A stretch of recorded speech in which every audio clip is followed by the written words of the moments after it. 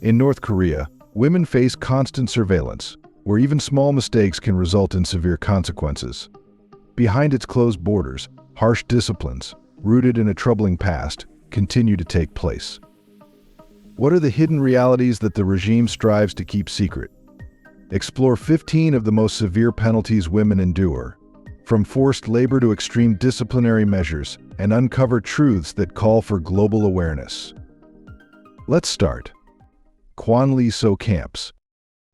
The mention of Kwan-li-so Camps in North Korea highlights concerns raised by various human rights organizations regarding conditions in these facilities. Reports indicate that the camps are located in remote areas and are intended to house individuals deemed non-compliant with specific regulations. Inside the camps, living conditions include shared spaces and limited access to resources such as healthcare and sanitation, contributing to significant challenges for residents. Food supplies are described as insufficient, and residents reportedly participate in labor-intensive activities such as mining, forestry, or construction, often under strict production requirements. Failing to meet these expectations may result in additional oversight or measures intended to ensure compliance. Witnesses describe a highly regulated environment aimed at maintaining order. Some accounts suggest that families may reside together under these conditions. What do you think motivates a regime to enforce such strict control over its citizens? Comment and chat with me. But what happens when the regime's influence extends beyond its borders, targeting critics and defectors far from home? Number 14. Alleged international assassinations. North Korea's influence is reported to extend beyond its borders, with allegations of international actions linked to its regime. Individuals who oppose or criticize the leadership, even from abroad, reportedly face potential risks. This has been illustrated in several high-profile incidents and alleged plots. One of the widely reported incidents in 2017 involved Kim Jong-nam, the estranged half-brother of North Korean leader Kim Jong-un. Reports suggest he was approached at Kuala Lumpur International Airport by two individuals. The case received global attention due to allegations regarding the regime's possible involvement in addressing perceived threats. This case is not unique, as reports have linked North Korea to various incidents involving defectors or critics of its leadership. A 2023 report from South Korea's Ministry of Unification highlights numerous alleged attempts to target individuals over the past 2 decades. These incidents, often shrouded in secrecy, reportedly heighten the fears of those who have fled the regime. For many who leave North Korea, concerns about potential risks persist. Individuals recount a heightened sense of vigilance, reflecting the challenges they face in seeking safety and freedom. These reported actions are viewed as both a response to dissent and a cautionary measure. If even those who flee the regime face danger beyond borders, what happens to those who remain trapped within its reach? The answer might be even more chilling than you expect. State-Sanctioned Executions. Public events in North Korea often serve as displays intended to reinforce the regime's authority. These events are frequently conducted in public locations, including town squares, factories, or schools, ensuring maximum impact on those compelled to observe. According to recent findings from organizations like Human Rights Watch, such discipline is often administered for actions considered minor by global standards, such as consuming foreign media or attempting to leave the country without authorization. The United Nations has highlighted that these events aim to suppress dissent by conveying the consequences of disobedience. Most people are required to participate. The international community continues to raise awareness about these practices, calling for greater accountability and urging efforts to address human rights violations. These stories, brought to light by defectors and human rights organizations, serve as a stark reminder of the importance of global advocacy and support for those living under oppressive regimes. But the regime's grip doesn't end with public spectacles. The next measure involves a tool of warfare repurposed for discipline, something few could imagine. Before exploring, I have a special 10-second request for all of you listening. If you can help me in any way, just hit the notification bell and hit that subscribe button. It helps this channel so much. And if you do that, I will do everything I can to make this show even better for you. Deal? Discipline with anti-aircraft measures. In many parts of the world, anti-aircraft guns are military tools used in combat situations, such as defending against aircraft or heavy equipment. Reports from North Korea, however, suggest these weapons might have been employed in controversial ways. One instance often referenced in media and intelligence reports dates back to 2015 and involves General Hyeon Yong-chol, a high-ranking North Korean official. Some accounts claim he faced extreme consequences for allegedly showing disrespect during a meeting. While details of this case are unverified due to the regime's secrecy, such reports are often highlighted as examples of the government's strict enforcement of loyalty and discipline. Observers, including Human Rights Watch, have noted that public disciplines in North Korea appear intended to reinforce the regime's authority through psychological pressure. These practices reportedly aim to deter dissent and emphasize obedience. Psychological pressure is a powerful tool, but how far can it go when combined with an unexpected and haunting enforcer? The answer lies in what's coming next. Canine-Assisted Enforcement, a restricted and uncomfortable environment where the atmosphere feels oppressive. Outside, distant sounds create an uneasy ambience. Accounts from individuals who have left North Korea provide insight into challenging conditions within the regime's detention facilities. According to international human rights organizations, such as Amnesty International, various measures are implemented to enforce control and discipline. One account highlights practices designed to emphasize the importance of adhering to regulations.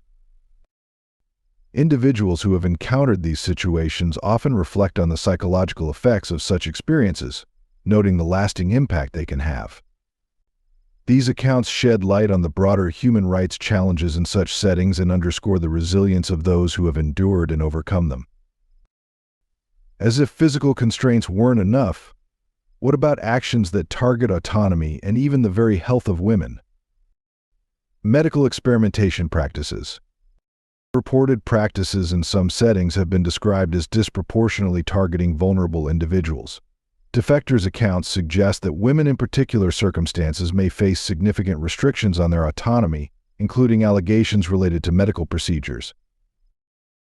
Some testimonies also refer to individuals being exposed to unverified conditions or substances, allegedly for observational purposes. A 2023 United Nations report documents claims of exposure to adverse environments, further highlighting the challenges faced. These measures are intended to maintain strict control, and they have a significant psychological impact on those affected. For many individuals reportedly subjected to such experiences, these accounts provide a window into their reality. Organizations like Human Rights Watch emphasize that these allegations highlight systemic human rights concerns. Survivors' testimonies continue to call for international attention and action to address these pressing issues. But in North Korea, even the most basic human need for food is not free from the shadow of control and discipline. Food scarcity policies. In North Korea, food scarcity is closely tied to governance and policy. Access to food often depends on strict compliance with government rules, and those who dissent may reportedly risk losing vital rations. The crisis has roots in the arduous march of the 1990s, a period marked by natural disasters and reported governance challenges that contributed to widespread starvation. During this time, resources were reportedly prioritized for the military and loyal officials, highlighting the association between loyalty and access to resources. Families excluded from state food programs are said to often resort to foraging for grass and wild herbs. Reports suggest that conditions in labor camps can be particularly severe, with prisoners subjected to hard labor on minimal food supplies such as watery porridge. According to a 2023 World Food Program report, nearly 40% of North Koreans are undernourished, and over 70% rely on government-controlled rations. These findings underscore how food distribution may be used as a mechanism for maintaining control and influencing basic human needs. The regime's hunger for control doesn't stop at sustenance. It extends into personal freedoms, including the way people express themselves culturally. Cultural expression penalties. In many parts of the world, music is a source of joy and freedom. However, in North Korea, the mere possession of a South Korean pop album, particularly K-pop, can lead to severe consequences. The North Korean regime views South Korean pop culture not as harmless entertainment, but as a challenge to its authority. As a result, engaging with K-pop media, whether through listening to a song, owning an album, or watching a video, is considered a serious offense. Reports from organizations such as Amnesty International indicate that individuals have faced harsh discipline for distributing or consuming South Korean media. For many, the fear of punishment extends beyond imprisonment. A culture of surveillance encourages neighbors to report suspected violations, creating a climate of mistrust. Authorities conduct home inspections for hidden USB drives or DVDs, and even seemingly minor actions, such as humming a prohibited melody, may attract scrutiny. Those living under these conditions describe ongoing concerns about being overheard, knowing that even a small mistake could have significant consequences. This strict control over cultural expression reflects the regime's efforts to control cultural influences. K-pop, in their view, represents more than just music. It offers a glimpse into a freer world. For those who manage to secretly access it, even briefly, it provides a fleeting sense of connection and liberation. Yet, the personal cost of this taste of freedom remains immense. What do you think the international community can do to support the women suffering under North Korea's oppressive regime? Share your thoughts in the comments. We'd love to hear your perspective. But what if every word, every move you made, was scrutinized by a network of informants, even those closest to you? Psychological control methods. What if every word you spoke carried significant consequences? In North Korea, control permeates all aspects of life. Neighbors monitor neighbors, schools promote loyalty to the state, and even a casual remark can lead to severe repercussions. The regime's surveillance network is extensive and persistent.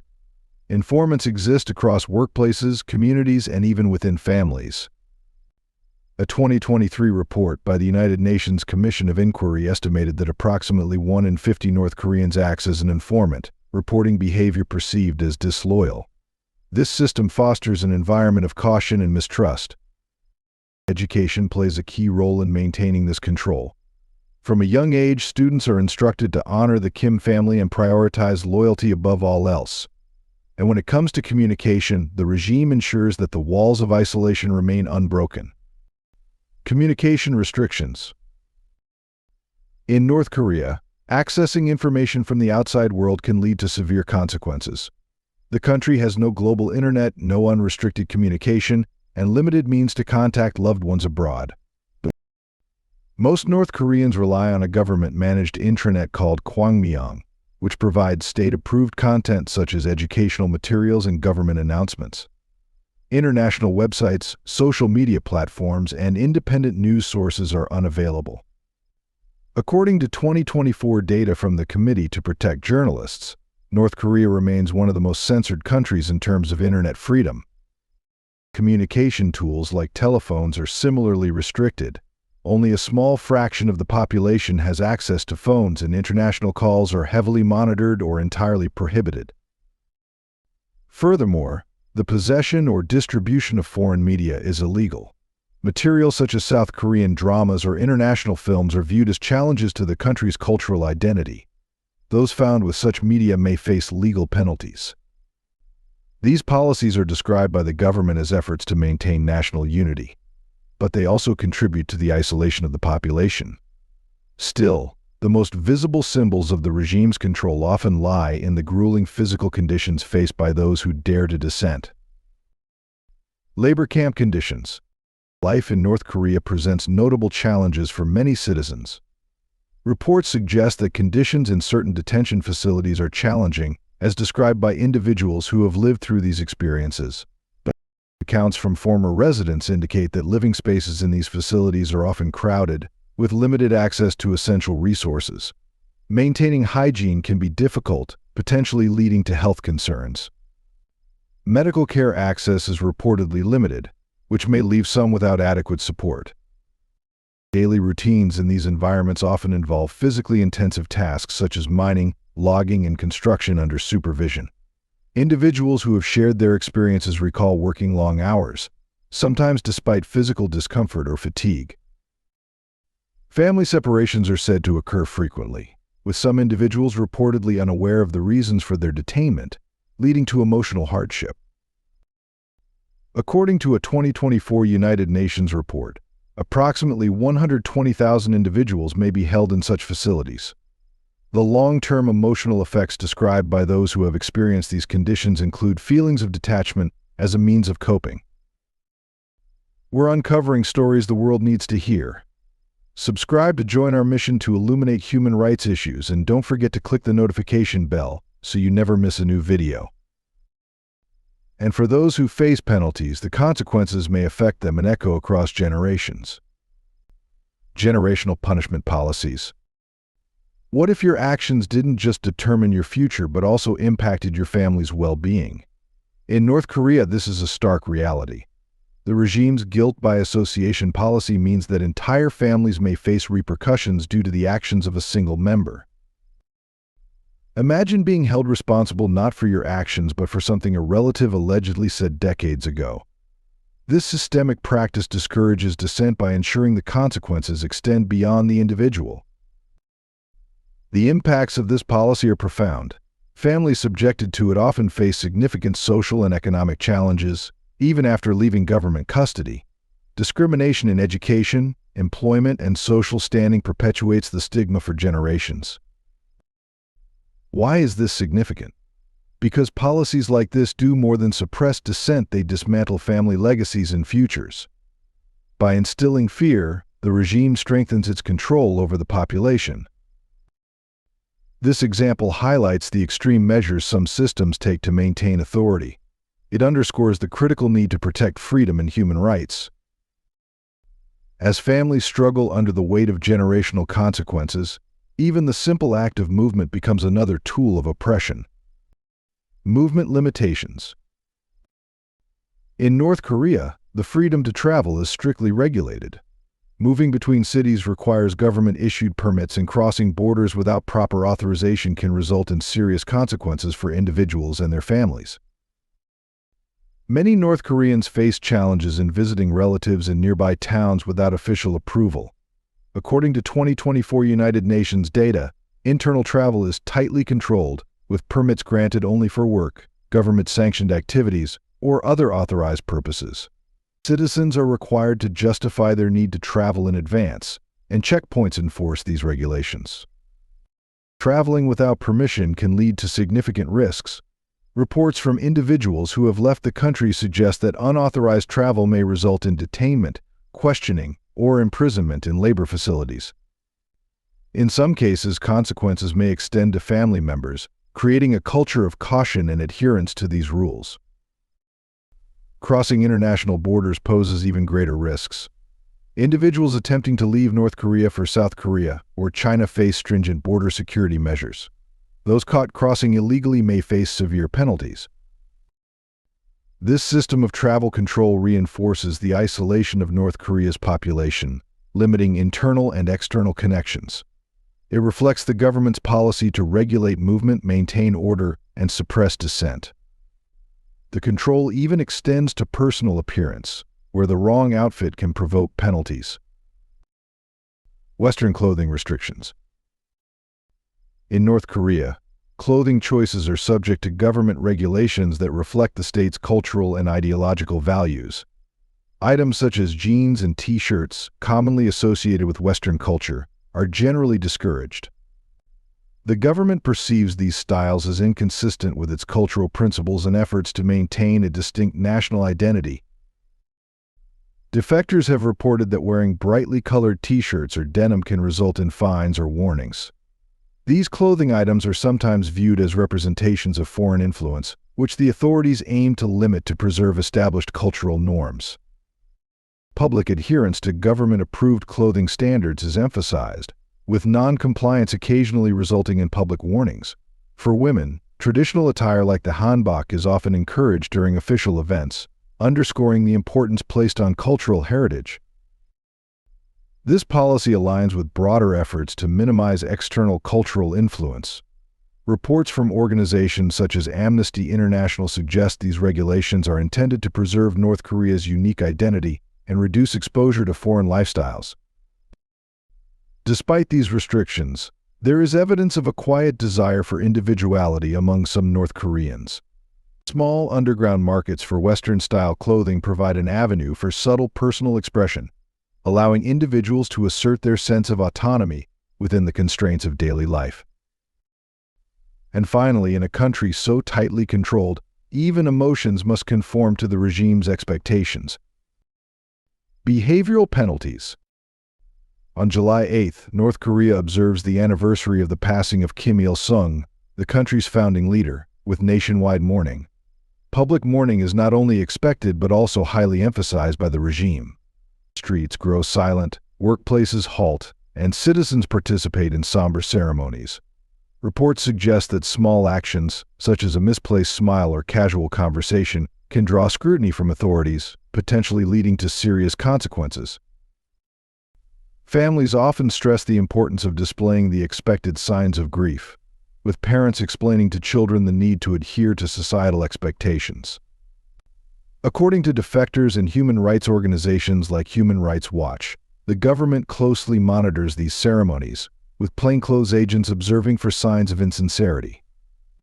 Visible tears and emotional expressions are reportedly considered necessary to demonstrate collective devotion.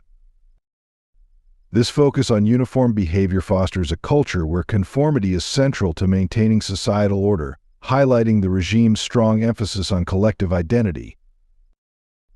If you found today's video interesting, don't hesitate to hit the like button and subscribe to my channel. Your support is very important to us. Be sure to check out the next video appearing on your screen. You're sure to love the content we bring. Please leave a comment about which country you'd like us to explore next. Thank you for watching, and see you in the latest video. Thanks for being with us. Leave a comment, like to show your support, and remember to hit that subscribe button for more exciting videos. See you next time.